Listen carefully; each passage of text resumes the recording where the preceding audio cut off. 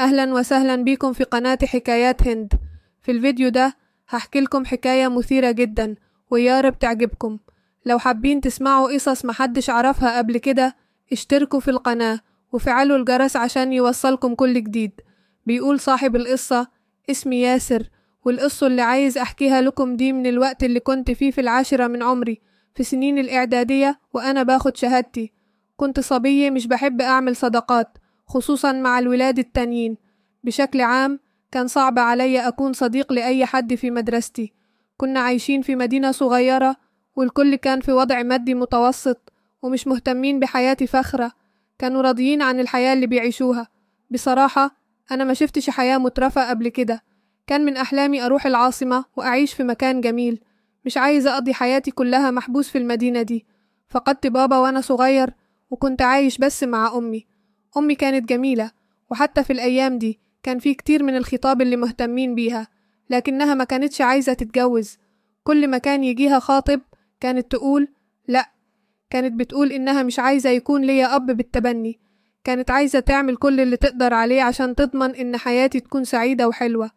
عدم قلق أمي وتركيزها عليا ورفضها تتجوز عشان يخلق عندي شعور بالسعادة والحزن في نفس الوقت. في الآخر كانت ست شابة ومن حقها تكون عايزة تتجوز ومتقضيش حياتها لوحدها. قلت لها كذا مرة إن أنا مش ضد فكرة جوازها، وكنت مستعدة حتى أخرج من البيت عشان تقدر تتجوز وتكون سعيدة. لكن أمي كانت دايما تقول: أنا مرتاحة كده، وجود ابني زيك كفاية بالنسبة لي، ومش بحس إني محتاجة أتجوز. لما شفت أمي مش عايزة تتجوز تاني بطلت أضغط عليها في الموضوع ده. لكن كان عندي خالتي دايما بتقول: حاولي تقنعي أمك تتجوز يوم ما، إما بسبب الجامعة أو لما تتجوزي راح تتركي البيت، وبعدين أمك راح تكون لوحدها ومفيش حد يهتم بيها، هي ست شابة ومحتاجة زوج. قلت لخالتي: أنا مش ضد إن أمي تتجوز، هي بس مش عايزة، وما أقدرش أفرض عليها حاجة. كل ما هي عايزاه تقدر تتجوز. في مدينتنا كان عندي صديق اسمه خالد، كان الشخص الوحيد اللي كنت مرتاح معاه في المدينة. أحيانا كنت أحكي له عن أمي وأقوله إنها فعلا ضد فكرة الجواز وما أقدرش أقنعها. قال لي: متضغطش عليها، كل ما هي عايزاه تقدر تتجوز، هي في عمر تقدر تقرر فيه لنفسها، فخليك برا لحد ما تحس هي بكده. لحد وقتها كنت فاكر إن خالد شخص طيب، لحد ما اكتشفت إنه بيدخل في علاقات مع أرامل في المدينة، خصوصا الستات الكبيرة في السن، وما كانش مهتم حتى لو الست متجوزة أو لأ. كان في ست قدامنا متجوزة وعمرها حوالي 45 أو 46 سنة، لكنها كانت جميلة. لحد ما اكتشفت إن خالد بقى صديق ليها. خالد كان عنده موتوسيكل وكنت بحب الموتوسيكلات جدا، لكن في الوقت ده ما كنش عندي واحدة. خالد قال لي إنه بمجرد ما أخلص من المدرسة لازم أروح له عشان يعلمني. كنت فرحان جدا لدرجة إنني معرفش أعمل إيه في اليوم ده. لما خلصت من المدرسة رحت لخالد واتعلمت إيه أقود الموتوسيكل. بعد يوم كامل تقريبا اتعلمت الموضوع ده، وكل ما كان يخرج كان بيتصل بيا عشان أروح معاه. كنا بنتجول كتير رغم إن مدينتنا كانت صغيرة جدا وما كانش فيها أماكن كتيرة نتجول فيها ونستمتع. بعد فترة بقيت قريب جدا من خالد لدرجة إنه كان بيخبرني بكل حاجة. على سبيل المثال كان في أوقات يروح فيها لبيت الست دي، وكان بيقولي إنه محتاجني أراقب المكان بالموتوسيكل عشان لو جاب زوجها أقدر أتصل بيه وأخبره يخرج بسرعة. كنت بعمل كده لحد ما جا يوم كنت رايح فيه للمحل وشفت زوج الست دي بيتكلم مع حد بيقول إنه مش حاسس إنه كويس النهاردة ومش هيشتغل.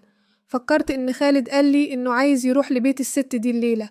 فكرت في نفسي: بما إن زوجها في البيت هيخش إزاي؟ بصراحة بدأت أشك شوية، لكن ما قلتش حاجة لخالد. خالد اتصل بيا تاني وقال إن لازم أراقب لمدة ساعة النهاردة. رحت واتكلمت معاه. طبعا ما قلتش إنني عارف إن زوجها موجود، بس كان عندي شكوك إن في حاجة بتحصل. المرة دي قال لي: قف على زاوية الشارع مش في الحارة. انصدمت، فركبت الموتوسيكل ووقفتها، ومن غير ما أقدر أشوف الحارة عشان أعرف فين رايح بالظبط. أول ما ابتعد خالد شوية عني تبعته بسرعة، ولدهشتي التامة دخل بيتنا.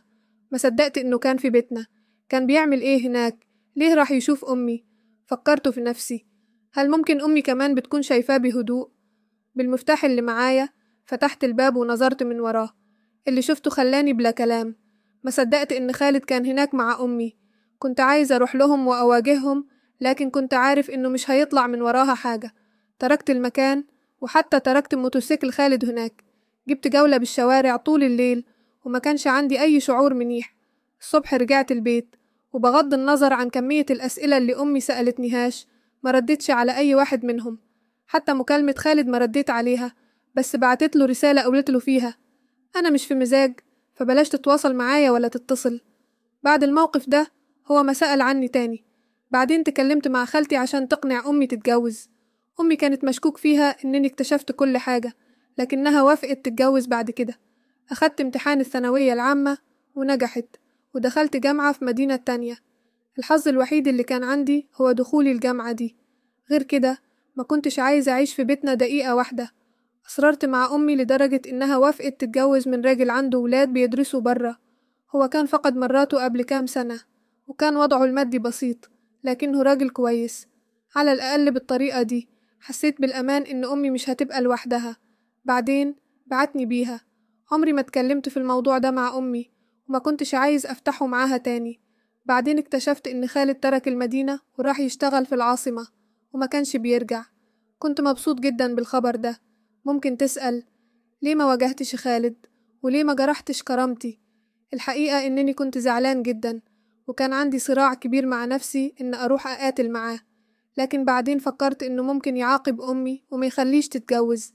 كان ممكن يضر بسمعة أمي في المدينة. وضعنا المادي ما كانش يسمح لنا نترك المدينة، ولو جرح سمعة أمي كان هيبقى حاجة وحشة جدا ليها. مع إنني كنت كاره خالد وأمي شوية، لكن ما كنتش عايزة أشوفها حزينة. عشان كده سكت وما قلت حاجة. دلوقتي الحمد لله إنها اتجوزت وعايشة حياة طيبة. أحيانا بزور المدينة عشان أطمئن عليها، لكن ما أقدرش أبقى قريب منها زي الأول. لسه ما قدرت أنسى اللي حصل، لكني فرحان جدا إن حياتها استقرت واتحسنت. شكرا لأنكم استمريتوا معايا للنهاية. كانت معكم هند. نلتقي في قصة جديدة. متنسوش اللايك والاشتراك وقولوا لنا رأيكم في التعليقات. مع السلامة.